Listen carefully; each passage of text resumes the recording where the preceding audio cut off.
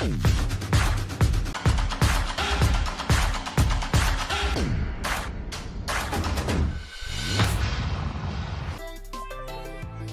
биом гэдэг хүмүүр лууба гэж дууддаг. Өөрийгөө давчхан танилцуулбал Өөрөнгө аймагт төрж өсөөд ахлах сургууль хүртэл Өөрөнгөд сурсан. Ахлах сургуулаа Улаанбаатар дахь Монтурк сургуульд сурсан. Их сургуулаа бол Америкт UC Berkeley-д эдийн засаг болон компьютер сайенсийн давхар мэргэжлэр 4 жил сурч төгссөн. Одоогийн байдлаар Америкийн нэгдсэн улсын Сан Франциско хотод байрлалтай Unity Technologies гэдэг компанид Tech Lead Engineering Manager-ээр ажиллаж байна. Unity компанид Монголд хүмүүс тэр болгоо мэдэхгүй байж магадгүй, гэхдээ Америкт дэлхийд нэлээд танигдсан тийм компани. Хүмүүс дэлхийд байгаа 3D аппликейшн бүтээхэд, ялангуяа тоглоом бүтээхэд хамгийн их ашиглагддаг тийм платформ, софтвер байгаа. Ялангуяа гар усны тоглоом бүтээхэд маш түгээмэл ашиглагддаг. Дэлхийд байгаа жишээ нь топ 1000 гар усны тоглоомыг жигсаавал 70% нь Unity дээр хийгдсэн байдаг. Мөн AR, VR аппликейшнуудыг бүтээхэд ихэнх AR, VR контентуудад Unity дээр хийгдсэн байдаг. Монголчуудын хамгийн их мэддэг Among Us, Lodog гэх мэт тоглоомууд жишээ нь бол Unity дээр хийгдсэн байдаг. Яг нэг жилийн өмнө IPO хийгээд одоогийн байдлаар Нью-Йоркийн хөрөнгийн бирж дээр 38 тэрбум долларын үнэлгээтэй болсон хамгийн хурдтай өсөж байгаа технологийн компаниудын нэг байна. Ерөнхийдөө IT мэргэжлийн хувьд математикта дуртай сайн байвал айгүйх амархан сурдаг дөхөмж юм уу сонирхолтой мэргэжил. Тэр утгаараа би 10 жил байхдаа нэлээд их тоо боддог, олимпиад ордог байсан болохоор энэ мэргэжил манайдаа сурахад амархан илүү сонирхолтой санагдаж байсан. Америкт софтвер инженеруудын хувьд энэ маш эрэлт маш их байгаа. Одоо Америкт нэг жилийн дундад салхи нэг 40-50 мянган доллар байна. Тэгвэл яг энэ софтвер инженер гэдэг чиглэлээр сураад төгсөж байгаа оюутнуудын шууд ихний ажилд орж байгаа цалин дунджаар яг тэрнээсээ бүр 2-3 дахин ихтэй.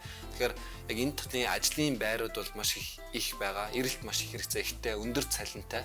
Тэгэхээр ирээдүйд энэ нь улмал нэмэгдэх байх гэж бодож байна. Тэгэхээр 20 жилийн өмнө одоо Америкт байгаа хамгийн том компаниуд бол гэдэг газрын досны retail, банкуд гэх мэт компаниуд байсан бол одоо бараг 10 компани 7-8 нь бараг технологийн компани байна уу тийм.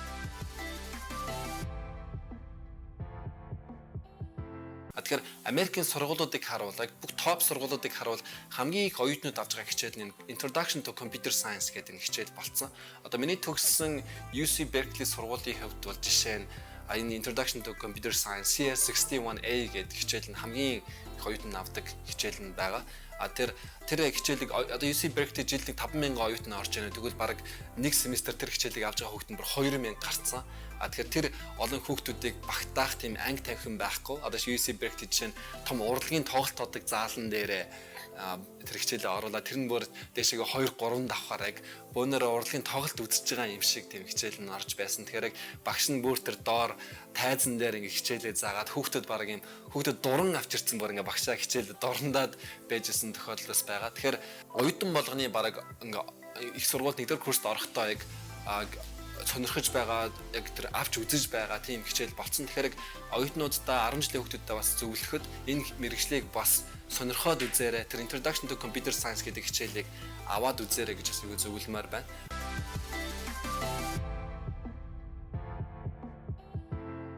Америкт бол яг компани болгоо өөрийн гэсэн процесстэй. Гэхдээ ерөнхийдөө ихэнх компани бол ажлын ярилцлагандаа юм алгоритмын бодлого бодуулж авдаг. Мөн өмнөх ажлын дуршлаг, хэрэгтийн дуршлаг байвал туршлагууд болон хийсэн зүйлүүдээс нь ярилцаж бас авна.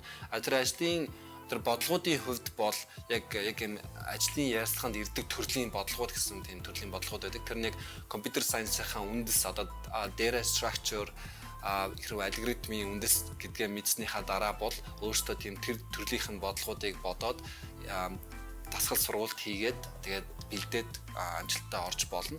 Жишээ нь нэг тэр баг бүх бодлогууд нь байж байгаа нэг сайт бол жишээ нь leadcode.com гэж вебсайт байдаг. Одоо компанид бас яг баг ахалж явдаг зөндөө хүмүүсийг ажлын ярилцлаганд авч багтаа бас авдаг.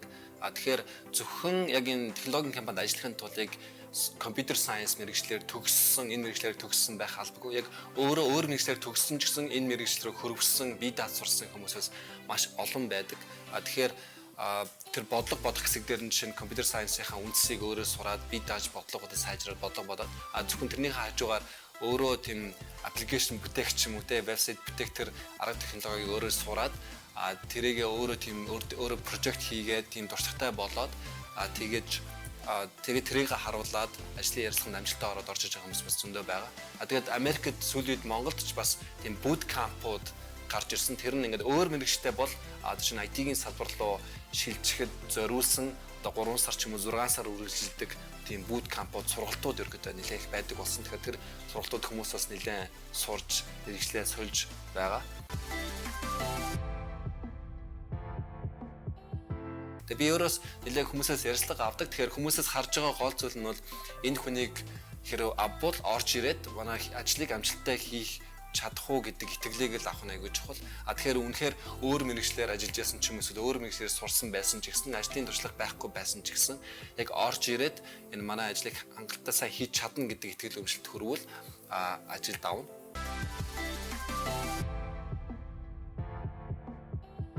Зөвхөн Монголоосоо бас сүүлийн үед коронагийн ачаар ч юм уу те маш олон компаниуд ийм ремоут ажилчид дэлхийн өнцөг булан бүрээс авдаг болсон. Тэгэхээр яг Монголоосоо яг гадагшаа явахгүйгээр яг гадны олон тэм технологийн компаниудад ажиллах боломж бол маш их бүрдсэн сүүлийн жилүүд.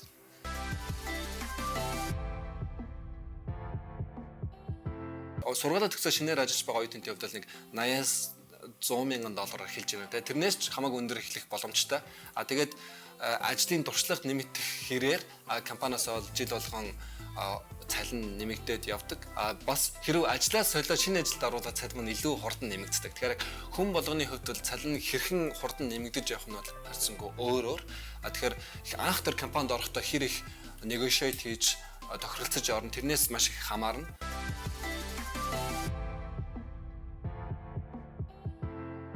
Миний хувьд ажиллаж эхлээд бол 5 жил болж байна.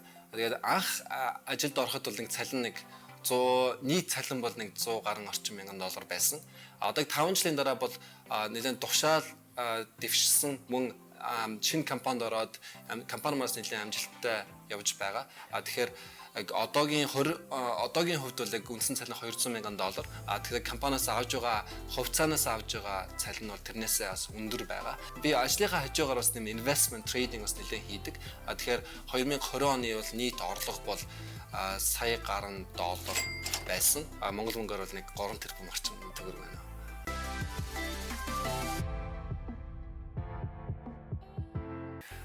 VR гэдэг нь virtual reality гэсэн үг.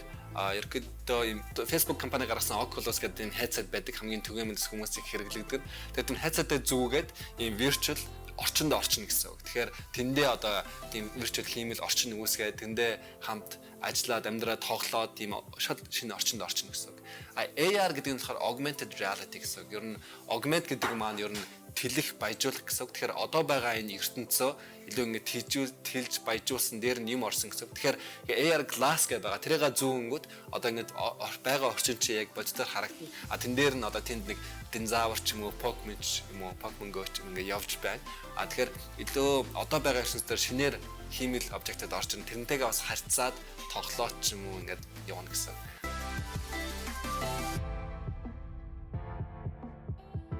AI гэдэг маань болохоор бас тийм buzzword бараг болцсон те. AI дотор маань одоо machine learning, natural language processing гэдэг маш олон төрлийн чиглэлүүд байгаа. Жишээ нь хүний ярьж байгааг ойлгох чадвар, хүний бичсэн юмыг ойлгох те. Эсвэл даатан дээр суралцаад обжект юм таньд сурах гэх олон төрлийн салбарууд байгаа. Тэгэхээр machine learning гэдэг хэсэг нь болохоор одоо тодорхой датан дээрээс тийм pattern олж таних ч юм уу те юм таньд сурах, зураг таньд сурах тэр бүх юмыг олон төрлийн зураг энгийнээр баг харсаар аваад компьютер маань ерөөдөө бол ийм төстэй байх юм бол сандал юм байна, муур юм байна, нохоо байна юм ингэж маш их датанаас харж сураад тэгээд тэр машин маань өөрөөс юм хараад танаас сурчлаа гэсэн үг баг.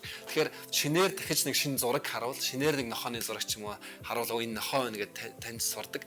Тэгээд дата ашиглаж тэгж машинд юм танд сурах ч юм уу те эсвэл юм уншиж сурах ч юм уу ямарваа нэг зүйлийг тэгж сурахч байгааг байдлыг тэрийг ер нь machine learning гэж хэлдэг. Тэгэхээр сүүлийн үед бол одоо YouTube-ээс ахуулаад бол маш их тийм видео, зурагч юм уу нэг дата маш их болсон. Тэгэхээр бас энэ компьютерийн хүчин чадал сайжирсан. Тэгэхээр ингээд маш их датаг маш хурдан хугацаанд процесс хийгээд таньж чаддаг компьютер нь өөрөө тийм хүчин чадалтай болсон учраас сүүлийн нэг 10 жил машин learning гэдэг салбар илүү хөгжөөд маш их датаг боловсруулад, юмыг таньдаг болоод, уншдаг болоод ингэж одоо баг зураг таних бол те юм обжект тэгээд энэ нохой муураа нэг таних бол баг хүнээс баг илүү болохоор сайжирсан байгаа. Тэгтээ тэр зургийг хараад илүү ойлгох ч юм уу те тэр юу юм бэ гэж бодох ч юм уу тэр мөрөн дээр бол яг хүнтэй ойртох бол байх болоогүй маш хол байгаа. Тэгтээ зүгээр хараад таних хэсэг дээр бол нэлээд сайжирсан.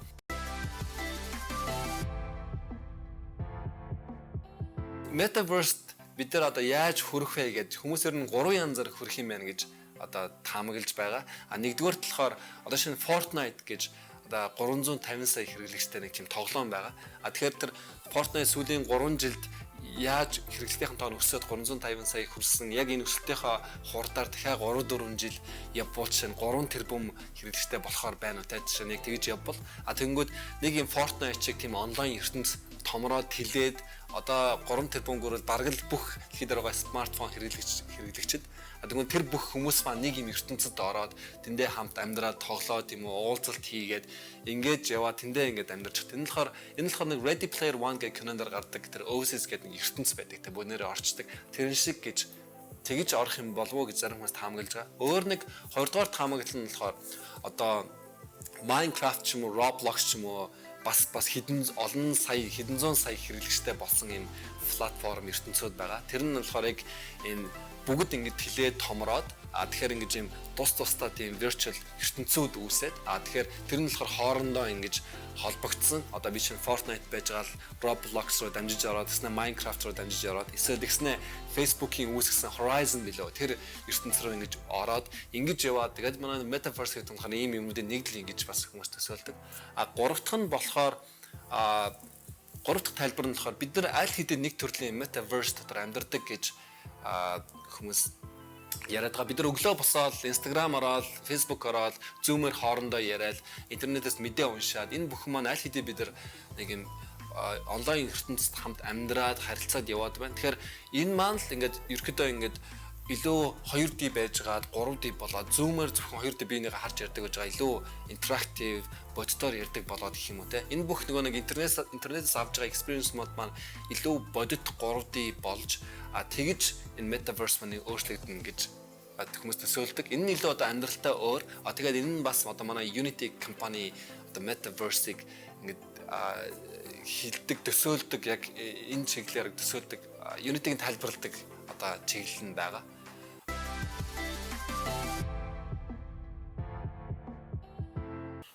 Ер нь бол цаг бол янз бүр ер нь инженерүүд стартап компани ажил ихтэй үед бол маш олон цагаар ажиллах тохиолдол байдаг. Гэхдээ манай салбарын хувьд бол work life balance гэдэг тэрийг бол нэлээд чухалчилж авч үздэг.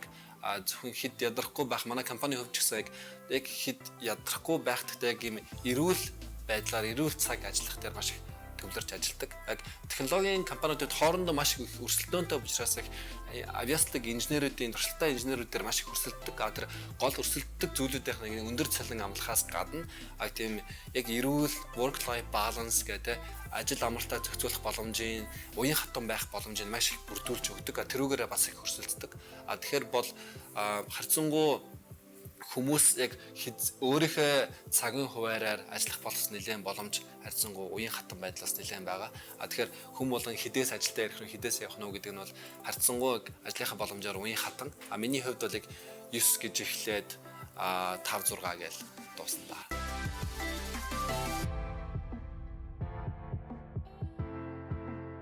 Софтвер инженеруудын хувьд бол яг тийм чухал эзэмсэн байх чадварууд гэж байх миний бодлоор яг юмд сайн суралцдаг байх хэрэгтэй. Энэ софтвер IT софтвер инженер энэ чиглэл маань өөр яг хурдтай хөгжиж яадаг байнга шинэ технологиуд гарч ирж яадаг тэр болгоныг эзэмшээд явж явах хэрэгтэй болохоор шинэ технологитой ер нь байнга харжтай тэг өөрийгөө хөгжүүлж явж явах нь бас чухал. Нөгөө нэг зүйл нь болохоор нэг код бичих гэдэг маань өөрөө их тийм mentally нэлээх энерги их анхаарал төвлөрөлт маш их төр засуулдаг болохоор их тийм урт хугацаанд анхаарлаа төвлөрүүлээд суус чадвар бас чухал. одоо фокус сурах тийм фокустай байх бол маш чухал. Тэгэхээр ингээд миний хувьд бол яг нэг код бичихээр бол 2-3 цаг доор хийчих юм уу яг анхааралтай бичгээр шаардлагатай бол ийм блок уулзалтгүй блок цаг тавиад тэрэндээ фокуслаа 100% кодо бичих үр дүнтэй ажиллах маягаар бас явдаг. Тех боломжтой багийнхандаас нэлээд бүрдүүлж өгье боддог.